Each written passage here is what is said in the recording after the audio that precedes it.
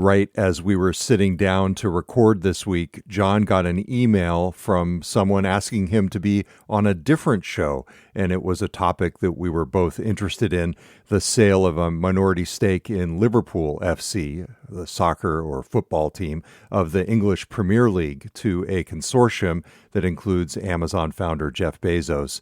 So we started talking it through and talking about what he might say on this show, and I just started rolling. So here you go. Is this on? I was going to say, if you really want to know Jeff Bezos and his personality and his style, you got to study the Amazon leadership principles. So if he is really going to have an impact on this prestigious football club, and it's unclear because he's kind of investing through a fund of funds, and it's part of Fenway Sports Group, and so it's a convoluted path for him to get to this ownership stake. But if he is indeed putting his money behind it and going to be actively involved, I would say look at the leadership principles. But then they're going to ask you to go a step further. What do the leadership principles say to you about what kind of football owner Jeff Bezos would be? Well, it is world soccer, so hopefully frugality is not one of them, because there's no frugality in any sort of world soccer right now. I mean, so that one's got to go out the window, right? Well, disagree and commit. Disagree and commit. No, I mean, there are lots of them there. I mean, obviously, think big. This is a big bet. This is a big club. It's on a global stage. Yeah. That certainly resonates. Have you ever gotten any inkling that Jeff Bezos is interested in sports? Just his workouts and that sort of thing. But that seems more now health it's Buff Bezos. Health and vanity, maybe. Yeah. Yeah, but that's not I've really never really sports. picked up on him.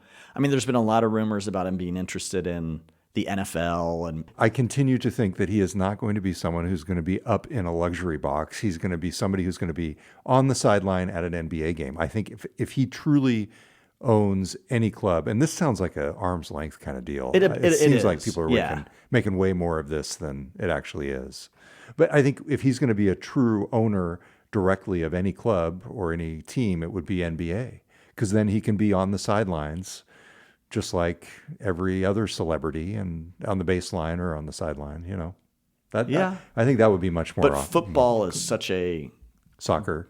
Oh, I was thinking American football. Yeah. American football is just, I mean, it's so massive, and it's getting bigger, and it's becoming more of a global game in many ways. I could see him making a splash with So is this the show team. right now? Are we doing the show right now? That's you told me to pull the mic closer to me as I gave you this story. So anyway, I was thinking I would write about it. I'm excited if I get to appear on, let me dig up the name of the site. It is, I'll just read the email. It's from Dan Clubb, and he runs the Red Men TV.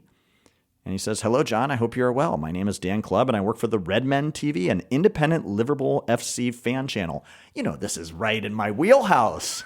So great. He says, "I was hoping you might be able to help with some insight into Jeff Bezos and his involvement in a consortium that has invested in Liverpool FC with Amit Bhatia." And my response, Todd, which I know will mean nothing to you, I said, "I would love to assist. I'm a huge EPL fan. I've got Virgil and Soboslai on my fantasy team for the season." Oh, of course. Virgil and Slobosai. Two massive Liverpool players. Okay. So I'm showing that I got a little insight here. So I'd love to geek out with you about soccer, tech, and Bezos. What works for you in terms of timing and interview? Okay. So maybe I'll be on the Red Men TV. I mean, it'll be my media debut with them. Very exciting. Very exciting development here. Okay, so keep us posted on that. And let's just start the show from here. Why don't we just go? That's not going to be on the show? Come on. That'll be the preamble. Okay. That'll be the preamble. This is the real show now.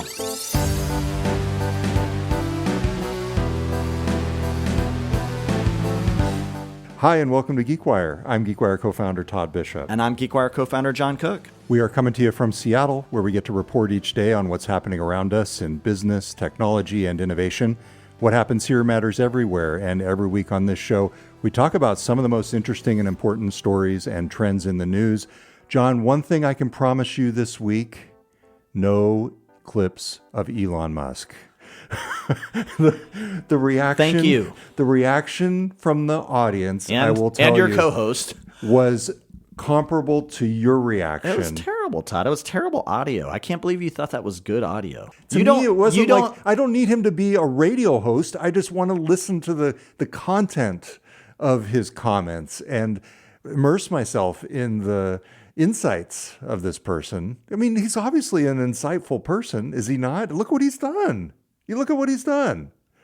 All right, we don't need to get into it let's again. go. Let's move on. Okay, all right. Obviously, our listeners do not want to hear us talk about Elon, so let's move on. Coming up, John, on this week's show, I'm calling a meeting of the GeekWire editorial board on this show. New feature.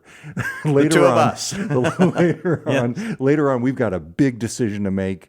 The future of one of the Seattle region's most consequential startups hangs in the balance, and you and I are the ones that are in the position to make the decision. So, do you know what it's about? I do, yes. Let's just turn it over to the listeners. So stick around for that. But first, John. What are you holding in your hand? Oh, I had a great happy hour with our friend, Ken Smith, who's a longtime listener of the show, always texts me on Saturday or Sunday with his opinions about the show. And I was riding back on my bike from Pike Place Market, Post Alley. We found this great place in Post Alley. It's one of my favorite unheralded. Oh, I love Post Alley. Give me the insider tip, though. What do you like down there? Oh, was it the Can Room? There was a burlesque show that we declined to. There's the Alibi Room down there. No, it wasn't the Alibi Room. The Alibi Room's not in.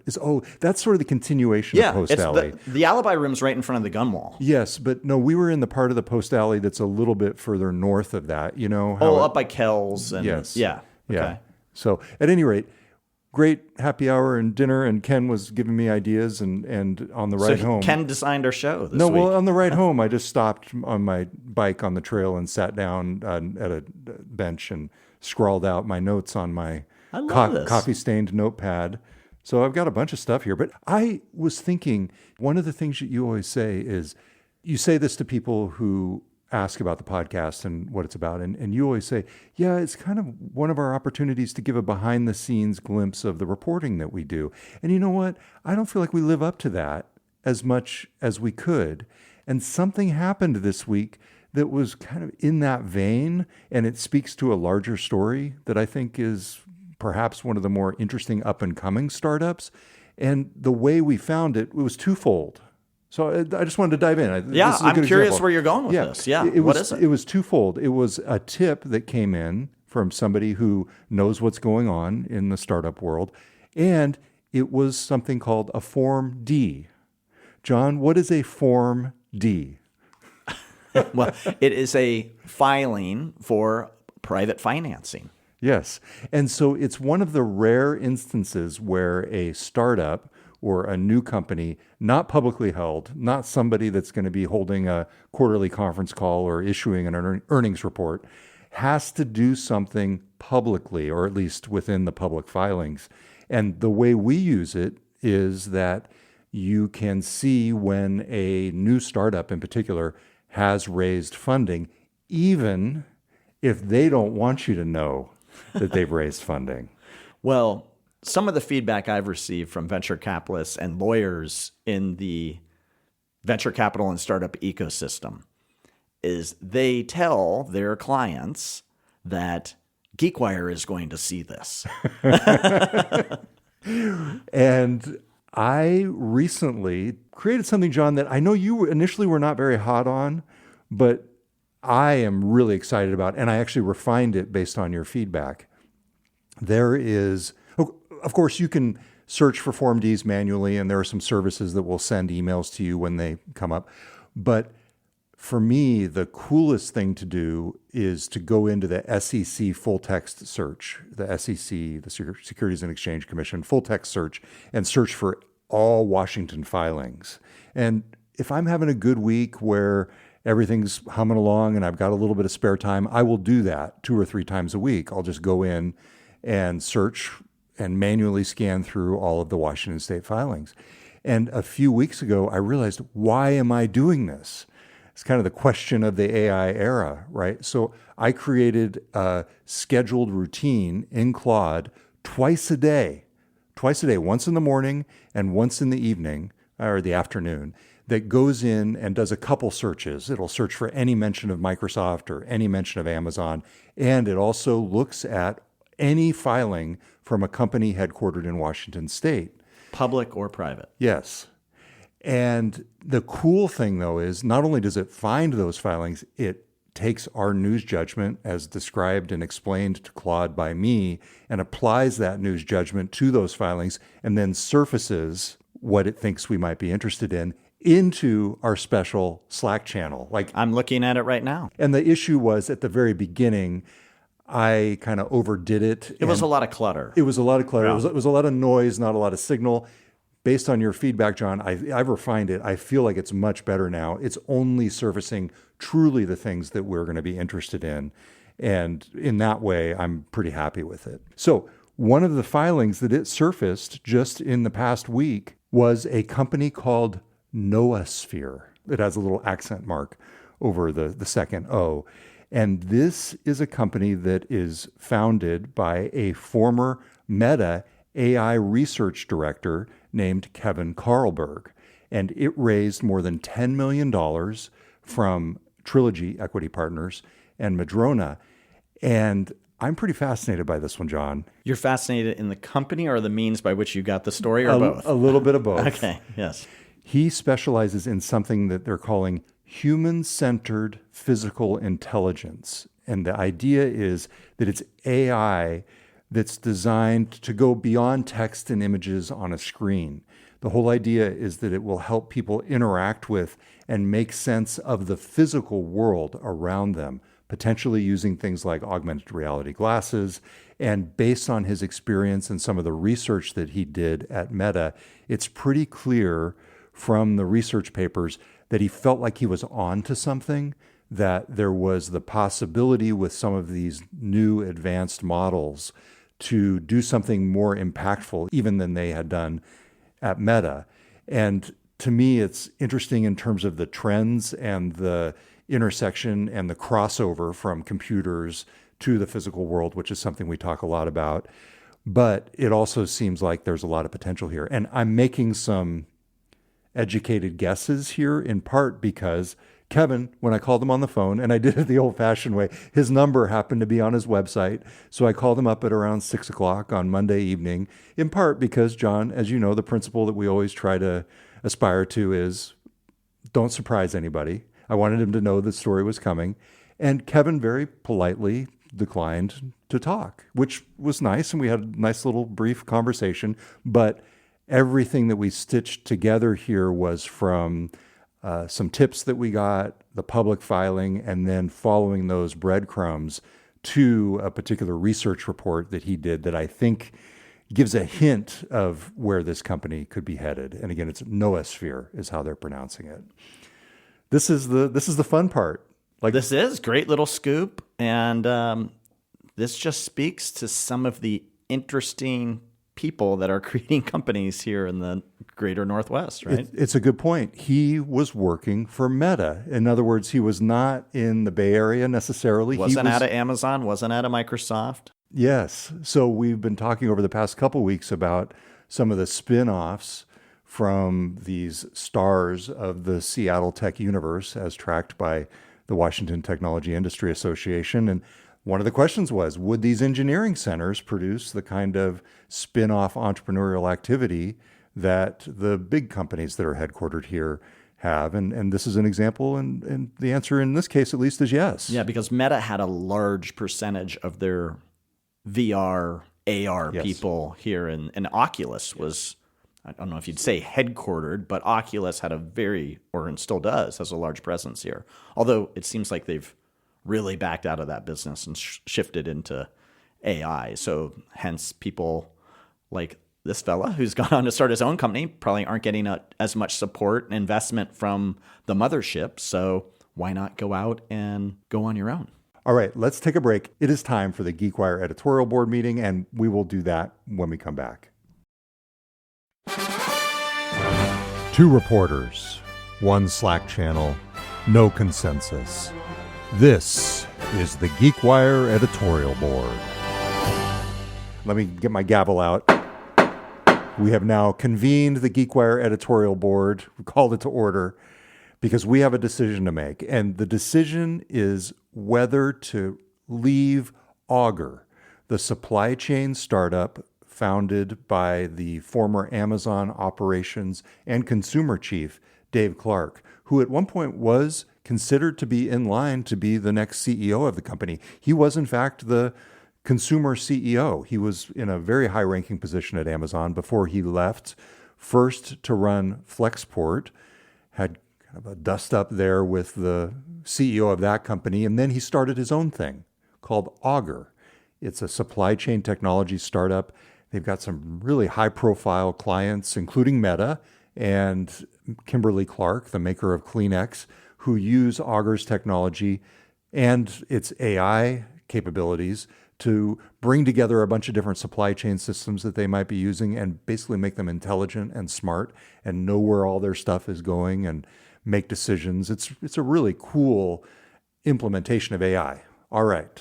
And I know you're a logistics nerd, so you must have been geeking out on this stuff. Yeah, but not on that level. I'm more interested in like what it takes to get a package from the delivery hub to, the fulfillment center or whatever. This is part of that. It's part of it, but it's at a more meta level, a lowercase m. At any rate, Dave Clark and his wife, Leanne Clark, co-founded this company in Bellevue, Washington. And they came here, and I remember at the time, it was a big deal because they'd been in Texas. And Dave made a point of saying, no, we are going to start this company in Bellevue because of the engineering talent in the Seattle region. And it was one of the most interesting parts of the story. Now, this company shot right out of the gate with a $100 million funding round, a lot of big executive hires. They've built their engineering team to more than 100 people, well over 100 people in Bellevue. And when I was talking with Dave a few months ago, actually, he kind of hinted at the fact that they were going to be moving their headquarters to Dallas, leaving a big engineering center here, but moving to Dallas. And I was like, Dave, that's a big story. Let's talk about that. And he said, no, I'm not ready to talk about that yet. Sort of letting you in on a little bit of the behind the scenes negotiations. I remember this playing out very well. Yeah. And so I stayed in touch with him and his people and heard from them earlier this week that, in fact, they were ready to talk about the fact that they moved their headquarters back to Dallas. And so in the meantime, I got scooped, however. By Dallas Magazine? Or? DCEO Magazine. Dave and Leanne Clark are prominent in the community there, and it's a big deal from a philanthropy standpoint, from a community standpoint. I kind of think of the TV show Dallas, it feels like they could be characters on that show if it were a modern day thing, although in no drama or anything like that. But Who shot JR? No, I'm just thinking sort of the Dallas elite. I mean, they were kind of celebrated as returning in this magazine article. So I talked with Dave Clark, and he says, now I'm not so sure about this, but he says that this was the plan all along, that they were going to be going back to Dallas to move the headquarters. Well, I don't understand. You can move as a CEO, but why make the point of saying the headquarters is also moving? That's an interesting point. There are a lot of CEOs that operate Seattle area companies that aren't based here. That's true. So the fact that he made a point of saying the headquarters is also moving, to me, makes the case that they should be kicked off the GeekWire 200. Okay, you're already going there. Okay, all right. So his point, just to finish out the story, was, hey, this is not about taxes. And I pressed him on it. I was like, come on, Dave, that sounds a little implausible. And one of the things I like about Dave Clark, and maybe it's sort of a Southeast thing, but he is straightforward, John. No nonsense. I've had interactions with him. I enjoy speaking with him. Yeah. They will schedule a half-hour interview, and frankly, I'll ask all my questions, and we'll be about 12 minutes in. And it's not that he's evading or that he's not answering the questions. He just gives me clear, straightforward, to the point answers. Frankly, it's very refreshing. So his point was, no, it's not about taxes. He didn't even know what it would mean economically for the company. Yeah, and they do have family and connections, and they want to be in their town, right? I get that. But again, the headquarters could still be in Bellevue. But I guess he also made some points about talent being in the Dallas area too. So also to my point of why I think they should be removed from the GeekWire 200 is the fact that they are hiring key talent and executive talent in the new office in Dallas. Yes, they are. That to me is one of the things that we should be looking at when we evaluate whether the company is actually a Seattle company or not. Right. Now, just to round this out, his point was one of the main reasons, apart from family, was that there is massive amounts of supply chain talent in the Dallas area in Texas. In much the same way that you might run into a software engineer at a coffee shop in Seattle, you would run into a supply chain expert at the barbecue in Dallas. He did say coffee shop in Dallas. I don't spend much time I don't spend much time in Texas. So with that said, he was very clear that there's a lot of the things that he likes about the way the state of Texas manages and works with business. And I said, should people see in your move of the headquarters another warning sign about Seattle? And should they see it as a comment on Seattle? And he did not shoot down that premise. He said, if you're in that position, I think you're right to be worried in the sense that there's a lot of discussion about things in the state of Washington and Seattle that are not particularly friendly to business. Now, he didn't get into a lot of details. He was clear that that was not what this was about, but certainly with some nuance here, I think you can take this as him not being entirely satisfied with the business climate and having a preference of being in Texas. Now, go ahead. Well, he also said, quote, Seattle should just be careful. It's not preordained that they win these things. It's not preordained that these big companies stay in town. This sounds like you. It's true. Yes. I agree with that. Yes. There's just no magical thing that keeps jobs and companies based here. Yes. It's fluid. Yes. More fluid than ever. So there's this individual story about this one company. We've covered that. There's this bigger policy and economic issue and how this company's decision reflects on that. And we've covered that. Now, here is the crux of why we're meeting today. So we have the GeekWire 200. It is a long-standing list. It's been around for close to 15 years now of the top privately held technology startups in the Seattle region. And Pacific Northwest. Pacific Northwest. And the idea is you want to be able to say, hey, who are the hot tech startups? And this list should reflect that as it relates to the Pacific Northwest. And the criteria throughout the history has included being headquartered here. It's not enough to have just a satellite office here. Your leadership needs to be here. You need to be, at this point, no older than 15 years. That is the cutoff where we say, hey, you're not really a startup anymore. And those are the two main ones. And being private, once you go public or get acquired, or go out of business, you get kicked off the list. Right. Even acquired by private equity.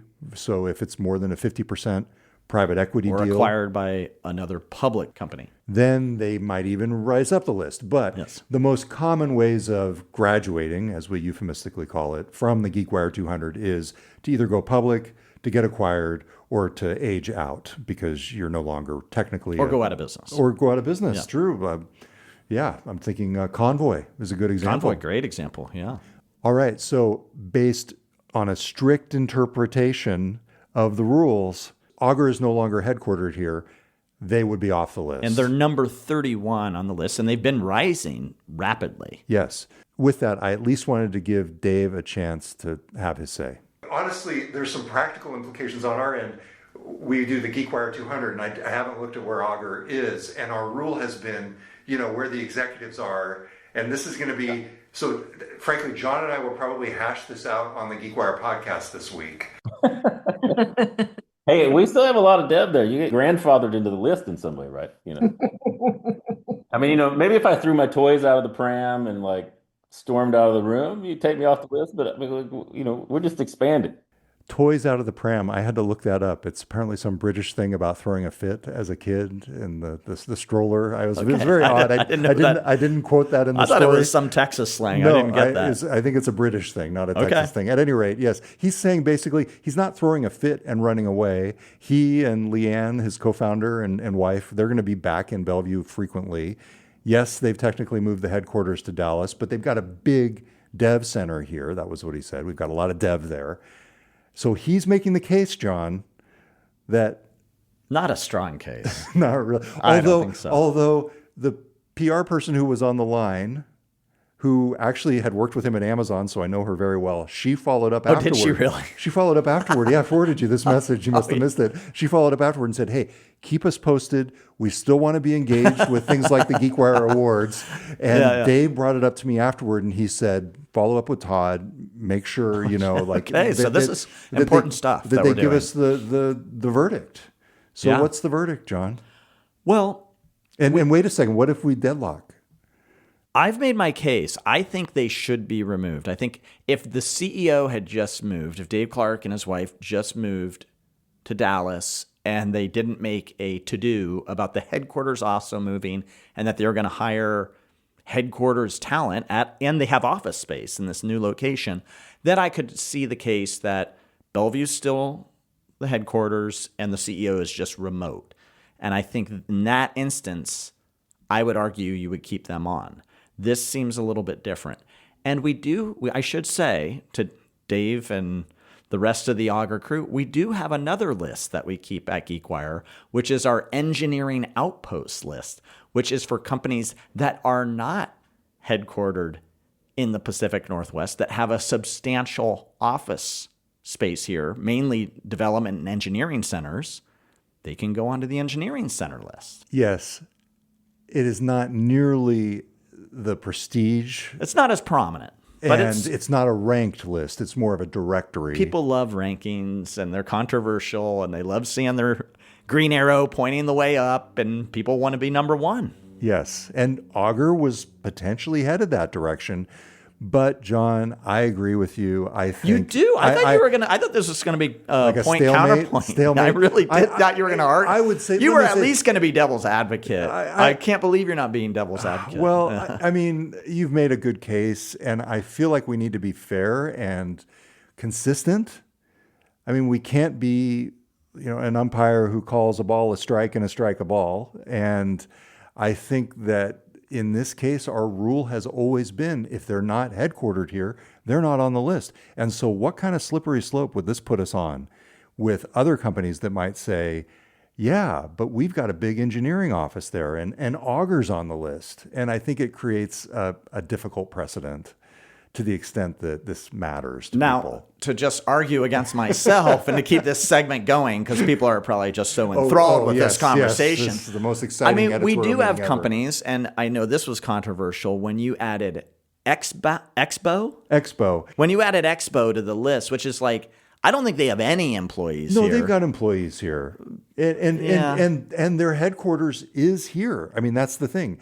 There are situations where legally, the address where they list their headquarters, it's Seattle.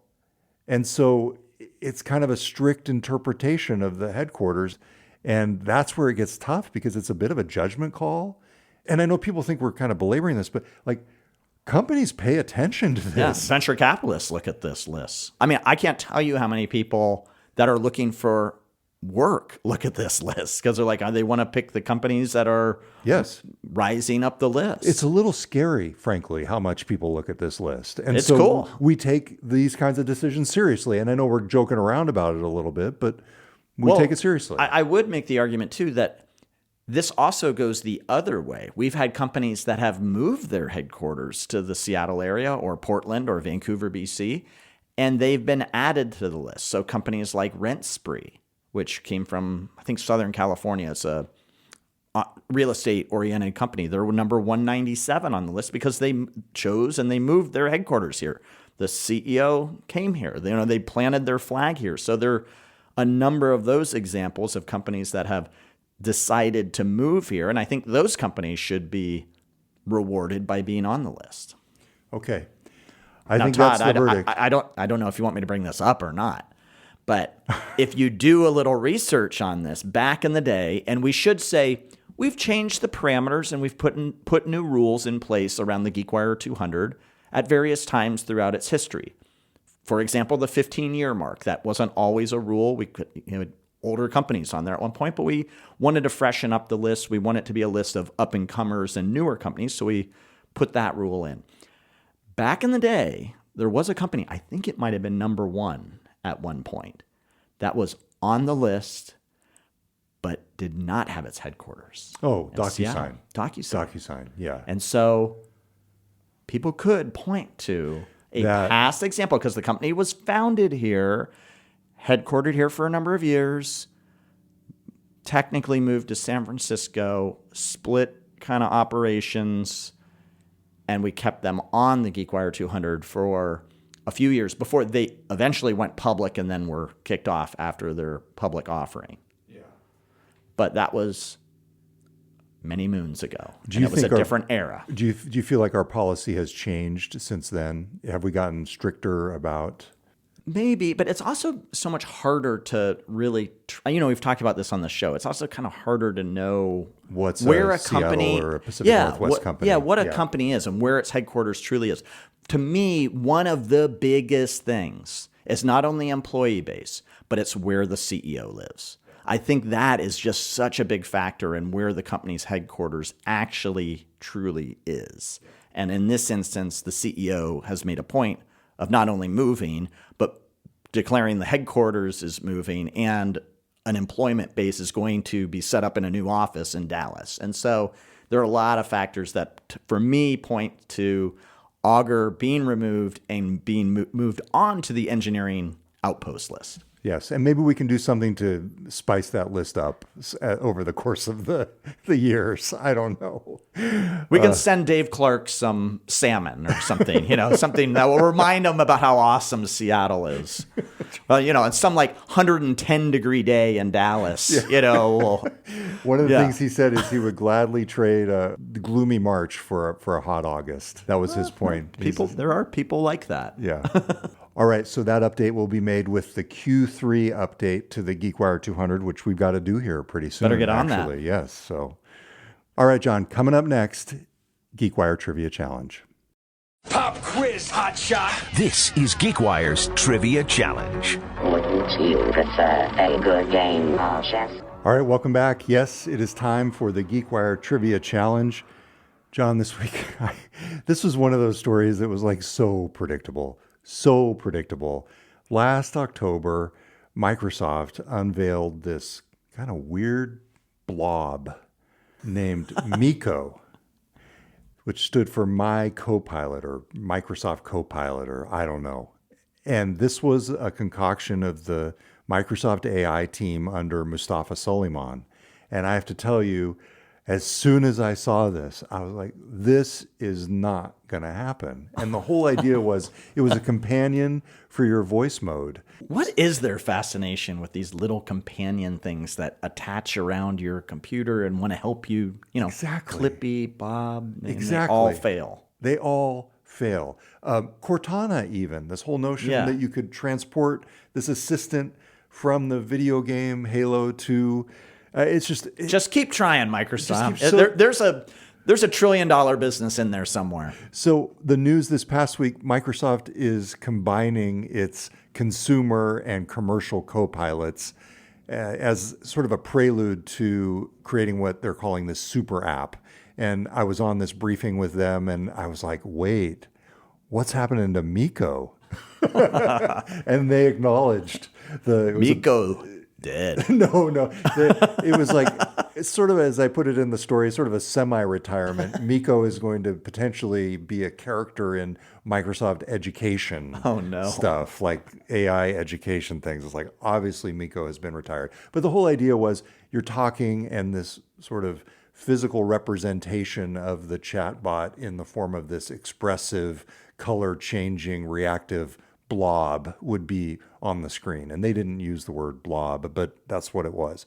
Okay, so here is the GeekWire trivia question for this week. As you mentioned, John, this has been a long-standing history with Microsoft. Clippy, Cortana, Bob. Now, Bob was introduced as this desktop environment that went along with Windows 95.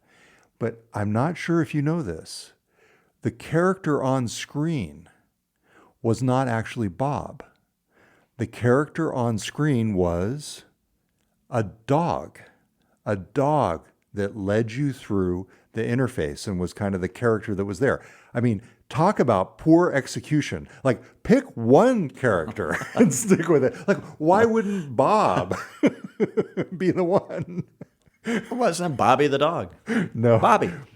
So here is my question. What was the name? Of the dog? Of the dog. I don't know this. Okay. Was it A, Buddy, B, Chip, C, Bill Jr., D, Rover the Retriever, or E, Scout? Ooh. I think it's Buddy or Scout. Both of those are wrong. No way. Yes. Chip? Nope. I'm missing everyone. It's not Bill Jr. Nope. What was the other one? I can't even remember. Rover the Retriever. No, that was Yes. the worst one. Yes. Oh, God. It was the one I actually couldn't remember. Process of elimination. I got it on the 5th try. So, Oh, my gosh. Rover. Really? It might have been just Rover, but yes, it was in fact Rover. So very kind of plain vanilla Bob with his dog Rover. I mean, could they have done anything more creative? And so obviously they went even further with All right. I Mico. like that trivia. Thanks, Okay, Todd. yeah. That was a good one. So random trivia on top of that. Did you know that Rover actually inspired the creation of the Comic Sans font when a designer noticed the dog speaking in formal Times New Roman, the little cartoon word bubbles on the screen, and thought that doesn't seem right. We need something that's a little more cartoony. So that resulted in the creation of the much maligned Comic Sans font. Really? Yes. Wow. That's some good trivia. Okay. Very good. Thanks for listening out there, everybody. Until next time, I'm Todd Bishop. And I'm John Cook. We'll be back next week with a new episode of the GeekWire podcast.